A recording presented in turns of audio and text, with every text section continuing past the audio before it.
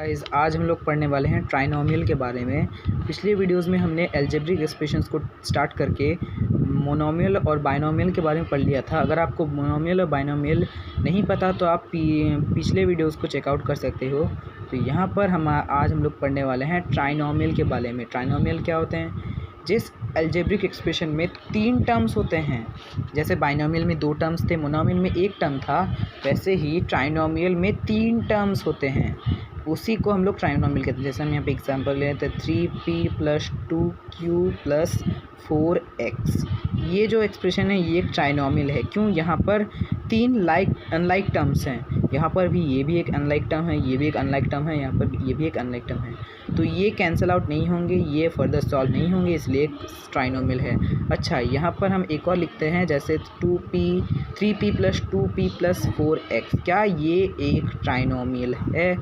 बहुत सारे बच्चों का होगा हाँ ये एक ट्राइनोमियल है। क्यों? क्योंकि इसमें 3 टर्म्स है। लेकिन नहीं, ये एक बाइनोमियल है। क्यों बाइनोमियल है आपको ये पता चल रहा है।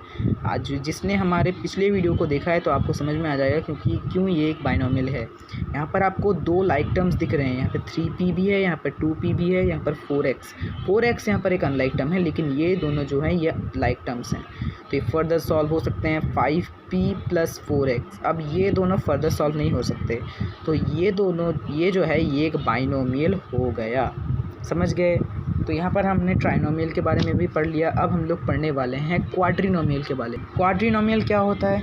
जिस अलजेब्रिक एक्सप्रेशन में 4 या फिर 4 से अधिक जिस अलजेब्रिक एक्सप्रेशन में 4 या फिर 4 से अधिक कोई अगर टर्म्स हैं तो उसको हम क्वाड्रिनोमियल कह सकते हैं। मतलब जिस अलजेब्रिक एक्सप्रेशन में 4 या फिर 4 से अधिक या फिर 4 से ज़्यादा टर्म्स होते हैं, जिस अलजेब्रिक एक्सप्रेशन में, उसको हम लोग क्वाड्रिनोमियल कहते हैं। जैसे यहाँ पे एग्जांपल ले लेते हैं 4p + 3q + 2x + 5y + 6a + 7b।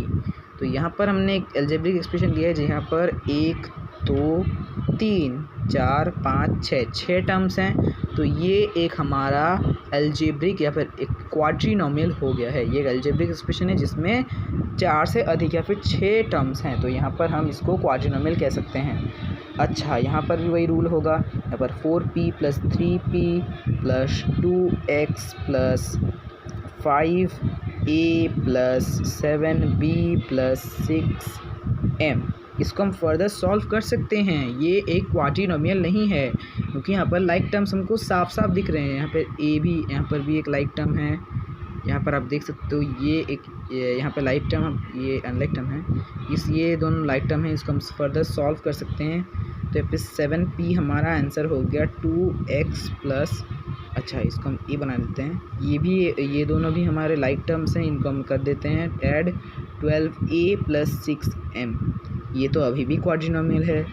लेकिन अगर किसी क्वाड्रिनोमियल में हमको सॉल्यूशन करना है, मतलब सॉल्व करने पे अगर हमको लाइक टर्म्स दिख रहे हैं तो हमको उसको सॉल्व करके बताना होगा कि हाँ ये क्वाड्रिनोमियल है।